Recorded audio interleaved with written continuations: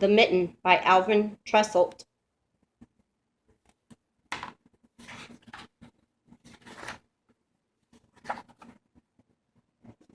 It was the coldest day of the winter, and a little boy was trudging through the forest, gathering firewood for his grandmother. "Bring back all you can find," the old woman had said as she sat knitting a pair of mittens. "The north wind blows cold, and we must have a good fire to keep us warm." All morning the boy worked, picking up sticks until his sled was well loaded. Then a very strange thing happened. Just as he picked up the last stick, he dropped one of his mittens in the snow. Now, how a boy could do this on the coldest day of winter, I'll never know, but that's the way my grandfather tells the story.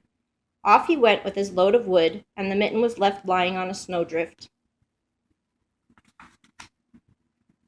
As soon as he was out of sight, a little mouse came scurrying through the woods. She was very cold, and when she spied the little boy's mitten with its feathery fur cuff, she popped right in to get warm. It was just the right size for a tiny mouse. Presently, a green frog came hip-hopping over the snow. "Anybody home?" he asked when he saw the mitten.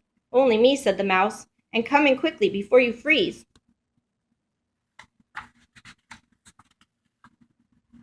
They had no sooner settled themselves snugly in the red wool lining when an owl flew down. "May I join you in that lovely mitten?" he asked.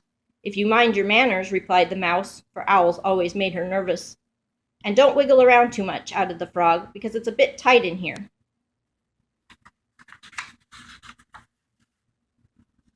It wasn't long before a rabbit came down the forest path. "Is there room for me in that nice warm mitten?" asked the rabbit. "It's awfully cold out here." "Not much space left," said the mouse and the frog and the owl, "but come in, we'll see what we can do." Even before the rabbit had gotten herself tucked in, a fox trotted up to the mitten, and after a good deal of trouble she got herself in along with the others. The mouse was beginning to think maybe she shouldn't have been so generous, but with the bitter wind outside, what else could she do? And now, as if things weren't bad enough, the next visitor was a big gray wolf who wanted to come in too. "I don't know how we'll manage it," said the mouse, "but we'll try." Everyone moved around a bit, and finally the wolf was squeezed into the mitten. It was very crowded by now, but at least it was warm.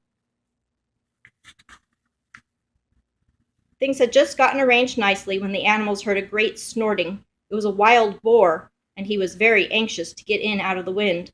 "Oh dear," cried the mouse, for the mitten was already beginning to stretch a little. "We just don't have any more room." "I'll be very careful," said the boar. With that he squinched himself into the mitten along with the mouse and the frog, the owl, the rabbit, the fox, and the wolf. I know this is so because my grandfather told me. But the worst was yet to come, for who should appear now but a bear? He was very big and very cold. "No room, no room," cried the animals, even before the bear had a chance to speak. "Nonsense," said the bear, "there's always room for one more." And without so much as a please or thank you, he began crawling into the mitten. He put his paw in first, and the mitten creaked and groaned. He put his other paw in, and one of the seams popped. Then he took a big breath and pushed himself in.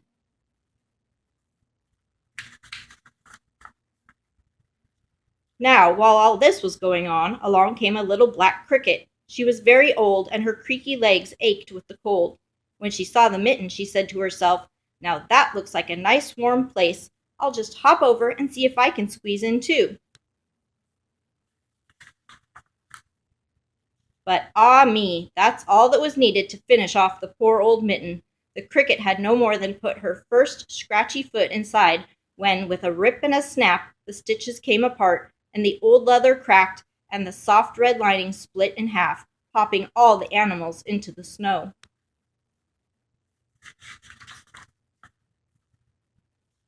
Well, at this very moment the little boy discovered that he had only one mitten, so back he went to see where he might have dropped the other one.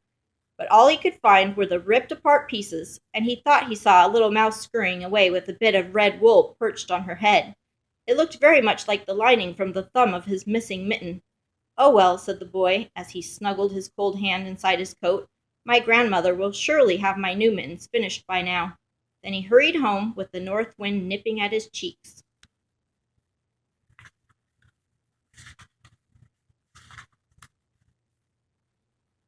and my grandfather says he never did know what really happened to his mitten.